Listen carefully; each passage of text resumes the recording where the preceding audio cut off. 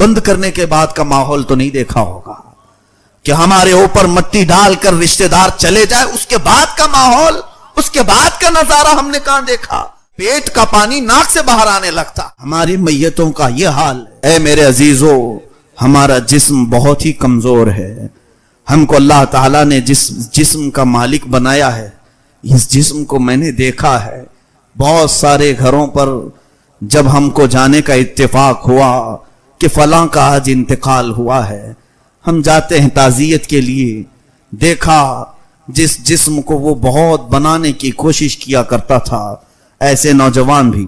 مجھے یہ باتیں بولنے کا اس لیے آج موقع ملا کہ چند روز قبل یا چند دنوں پہلے ایک علاقے میں جانا ہوا تھا، 2 نوجوان پانی میں ڈوب کر مر چکے تھے، ان کی لاشیں گھر لائی گئی تھی، صبح ڈوبے دوپہر میں مل گئے، صرف 6 گھنٹے کی بات تھی، گھر میں لایا گیا اور پھر باڈی رکھی گئی۔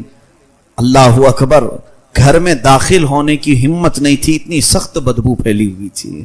اور ان نوجوانوں کو ہم جانتے تھے جن کے چہکنے کے انداز کیا تھے، جن کے لوگوں میں چلنے پھرنے کے انداز کیا تھے، اور ان کے پہننے اوڑھنے اور کھانے پینے کے انداز کیا تھے۔ وہ اپنے زمانے کے بہت ہی خوبصورت لوگ سمجھے جاتے، اور اپنے جسم پر جنہوں نے بہت پیسے خرچے کیے اپنے جسم کو بنانے کے لیے، اور آج وہ بے جان لاشیں گھروں میں پڑے تھے تو ناک بند کر کے لوگ دیکھ رہے تھے اور جا رہے تھے۔ پانی میں ڈوب کر مر گئے اور لا کر لاشیں رکھی گئی۔ یہی جسم کا ہمارا حاصل ہے، ہمارے جسم کا خلاصہ یہی ہے کہ ہمارے والدین جو ہماری پیشانی پر پسینہ بھی نہیں دیکھنا چاہتے، وہ بھی موت کے بعد اپنے گود میں نہیں رکھ سکتے، واپس بھیج دیتے، لے جاؤ، اب اسے دفن کرنے کے علاوہ کوئی چارہ نہیں۔ کرنٹ کی پیٹی میں برف میں رکھ کر کے بھی زیادہ دن ہم گھر میں نہیں رہ سکتے۔ ہمارے جسم کا خلاصہ اور حاصل یہی ہے، ہماری زندگی کا فائنل اینڈنگ یہی ہے کہ یہ جسم اتنی ہی دیر کا ہے کہ اگر مولا نے صرف ہماری رگ کو روک دیا تو پھر سڑن شروع ہوتی ہے، بدبو شروع ہوتی ہے۔ ہماری ناک میں، ہمارے کانوں میں روئی اس لیے ٹھوس دی جاتی ہے کہ پیٹ کا پانی ناک سے باہر آنے لگتا ہے۔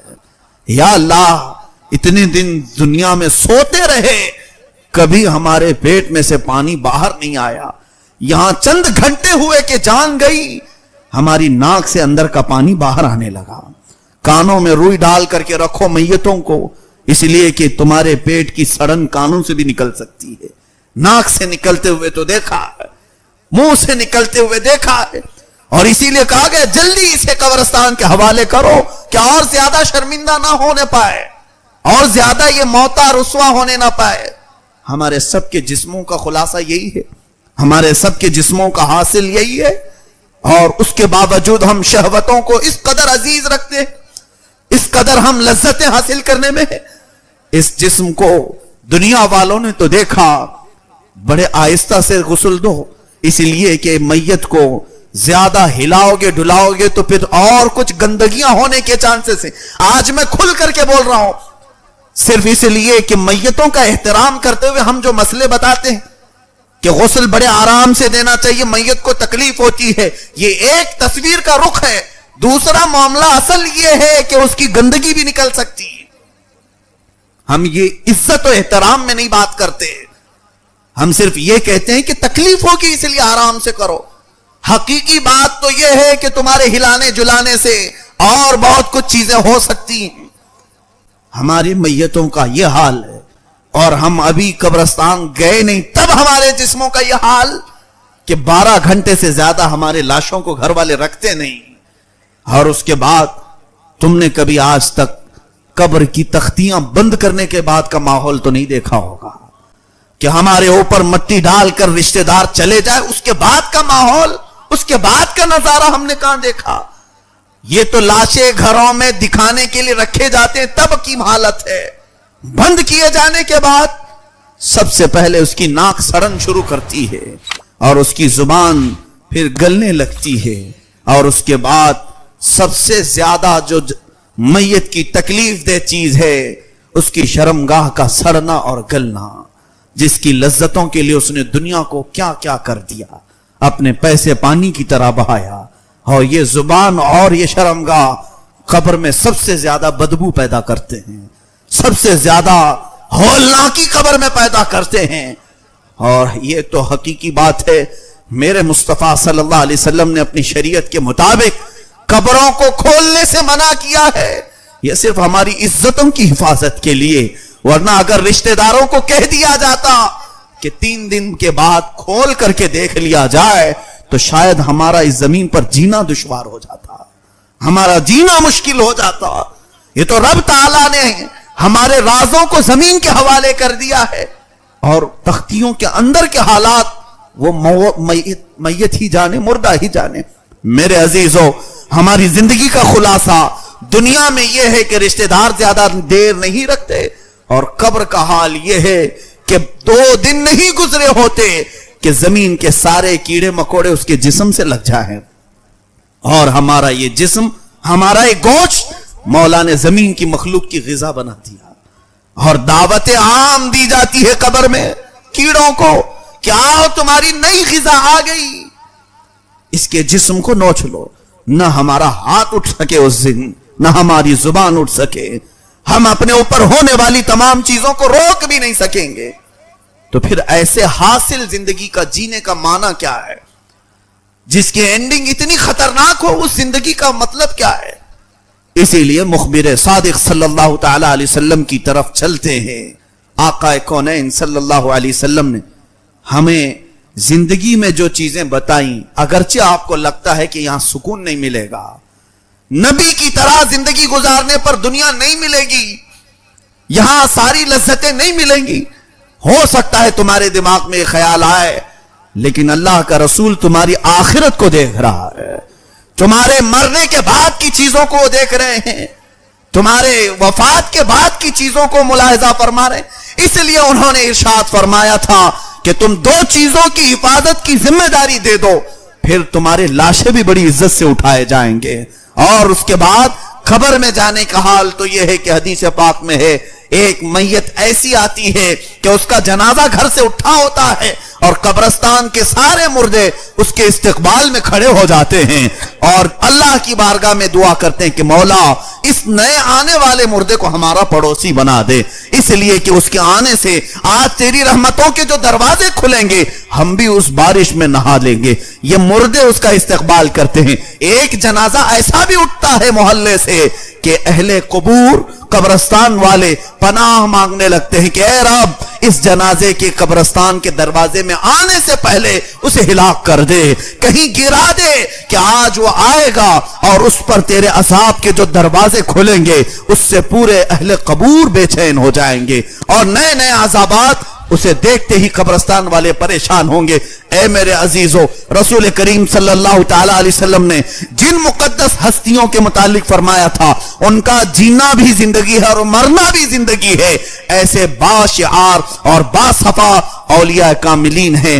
دیکھو آج ہمارا ایک عقیدہ ہے، اولیاء کاملین ہوں، صحابہ و تابعین ہوں، شہداء کرام ہوں، آج بھی ان کی قبریں کھولی گئیں تو وہ اسی طرح صحیح و سلامت موجود تھے.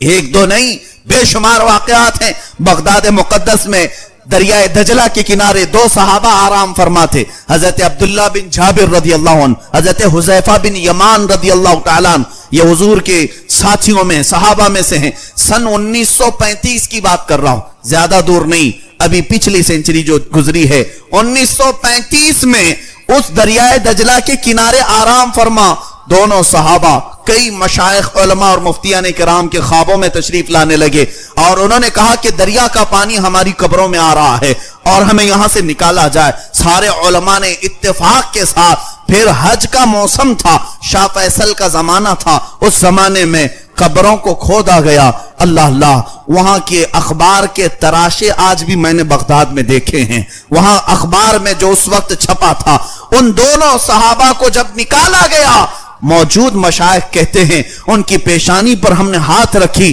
تو خون ایسے سرک جاتا تھا جیسے زندوں کا سرکتا ہے. وہ ایسے ہی تر و تازہ. 1400 سال گزرے اور ان کو اٹھایا گیا تو دریائے دجلہ کے کنارے خوشبوؤں سے پورا ماحول مہک اٹھا اور جنازے وہاں سے لے جائے گئے اور لاکھوں کا مجمع جمع تھا. اور مدائن جو بغداد سے تقریباً 35-40 کلومیٹر کے فاصلے پر ہے وہاں لے جا کر حضرت سیدنا سلمان فارسی رضی اللہ تعالیٰ عنہ کے پڑوس میں دفن کیا گیا. یہ صحابہ ایسے بے شمار ہم نے دیکھے ہیں جن کا دنیا میں رہنا بھی لوگوں کے لیے خیر و برکت تھا اور قبر میں جانے کے بعد بھی مولا نے ان کے جسموں کو چونٹیاں مکھیاں یا کوئی بھی چیز چھونے بھی نہیں دیا. ان کے جسموں کی جب مولا نے یہاں حفاظت کی تو ہمیں یہ یقین ہے کہ قیامت کے دن بھی وہ عزت سے اٹھائے جائیں گے. کیوں نہ وہ زندگی گزاری جائے کہ ہم اپنی شہوتوں کے پجاری ہو کر پرستار ہو کر ساری لذتوں کو حاصل کرنے کے لیے اپنے جسم کا داؤ لگا دیا. عزتوں کی ہم نے کیا کیا بکھیاں ادھیڑ دی اور اس کے بعد ہماری حالت آج ایسی کہ لوگ ہمیں سلام کرنے سے کترائیں. اللہ اکبر. چند دنوں قبل ہم جس جنازے کو ابھی کندھا دے کر کے آ رہے ہیں تاج الاسلام والمسلمین حضور سیدی تاج الشریعہ رحمت اللہ تعالی علیہ وارث علوم اعلی حضرت فاضل بریلوی کا ایک سچا جانشین جو اس دنیا سے ابھی رخصت ہوا اور ان کی زندگی کو ہم نے دیکھا. لاکھوں پروانے بنا کر کے ایک شمع گئی ہے اور ایسے کہ ہزاروں کو توبہ کرنے پر آپ نے ایسا اپنی زندگی کا ماحول بنایا تھا کہ لوگ چہرہ دیکھ کر توبہ کر لیا کرتے تھے. ان کی زندگی کی تفصیلات آپ نے سن لی مگر فقیر ان کے جنازے میں حاضر رہا. جمعہ کے دن شام میں 7-7:30 بجے کے قریب آپ کی روح قبض انصری سے پرواز کر گئی. جمعہ کے دن شام 7:30 بجے کے قریب اس کے بعد سے لے کر سنیچر کا دن گزرا پھر پورا دن پھر سنیچر جمعہ کی رات سنیچر کی رات سنیچر کا دن اور اتوار کا دن تقریباً 40 گھنٹے اس مقدس لاشے کو گھر میں رکھا گیا. اس جسم میں کوئی ٹس سے مس چیز نہیں ہوئی. یہ الحمدللہ ہم نے دیکھا چہرہ ویسے ہی جلال اور جمال کا سنگم نظر آ رہا تھا اور لوگ بے تحاشا اس چہرے کو دیکھنے کے لیے ٹوٹ پڑ رہے تھے. 40 گھنٹے کے بعد جس وقت جنازہ اٹھایا گیا تو جسم ایسے ہی ہل رہا تھا جیسے زندوں کا ہلتا ہے. یعنی مرنے کے بعد تو بدن کڑک ہو جاتا ہے ٹائٹ ہو جاتا ہے کسی کا جسم مردے کا ہلتا نہیں. لیکن جس وقت جنازے کو ہم اٹھائے تھے تو پورا جسم ان کا جس طرح ملائم تھا ہاتھ کی چمڑیاں پیٹ کی چمڑیاں تھوڑے سے گاڑی کے دھڑکے سے ویسی ہی ہل رہی تھی جیسے کوئی زندہ سویا ہوا اور ہل رہا ہو. یہ اللہ والوں کی زندگی ہے جنہوں نے اپنی زندگی کو اشرف المخلوقات کے اس مصداق بنایا جس کے متعلق میرے مولا نے فرمایا وَلَقَدْ كَرَّمْنَا بَنِي آدم. ہم نے آدم کی اولاد کو تاج کرامت پہنایا ہے. یقیناً وہ زندگی میں تاج کرامت پہنے رہے اور جس وقت جا رہے تھے اس وقت بھی تاج کرامت لے کر کے گئے اور دنیا نے دیکھا کہ زندہ تھے تو کرامت کا تاج موت کے بعد بھی کرامت کا تاج اور جب تک آج ان کی محفلیں منعقد ہو رہی ہیں نام بھی تاج الاسلام اور تاج الشریعہ کے نام سے پکارا جاتا ہے. اللہ تعالیٰ ایسے بندوں کی زندگی کو ختم نہیں فرماتا. زندگیاں گزر جاتی ہیں صدیاں بیت جاتی ہیں لیکن ان کے نام قیامت تک باقی رہ جاتے ہیں. اے میرے عزیزو آؤ مصطفیٰ کریم صلی اللہ علیہ وسلم کی حیات طیبہ میں ہی ہماری زندگی کا راز ہے.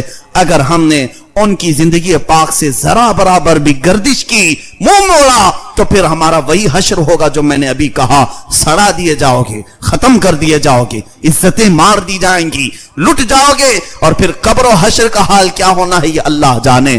کامیابی کا راز علامہ اقبال نے ہمیں سچی بات کے طور پر یوں کہا تھا کہ محمد سے وفا تو نے تو ہم تیرے ہیں یہ جہاں چیز ہے کیا لوح و قلم تیرے ہیں. اٹھو قوت عشق سے ہر پست کو بالا کر دو. اے نوجوانوں اٹھو قوت عشق سے ہر پست کو بالا کر دو. دہر میں نام محمد سے اجالا کر دو. نہیں تیرا نشیمن قصر سلطانی کے گنبد پر تم شاہین ہو بسیرا کرو پہاڑوں کی چٹانوں پر. اللہ ہمیں پاکیزہ زندگی عطا فرمائے حیا کی زندگی عطا فرمائے. ہم سب کو غلاظتوں اور رذالتوں سے محفوظ فرمائے. مولا ہماری زبانوں اور شرمگاہوں کی حفاظت نصیب فرمائے. قدیر و جبار خدا ہم سب کو برے ماحول اور بری آفتوں سے محفوظ فرما. اس پورے معاشرے کو مولا جس طرح تو نے ہم سب کی پیشانیوں کو اپنی بارگاہ میں جھکنے کے لیے قبول کیا، قدیر و جبار خدا ہمارے جسموں کو دوسری لذتوں سے نا آشنا کر دے.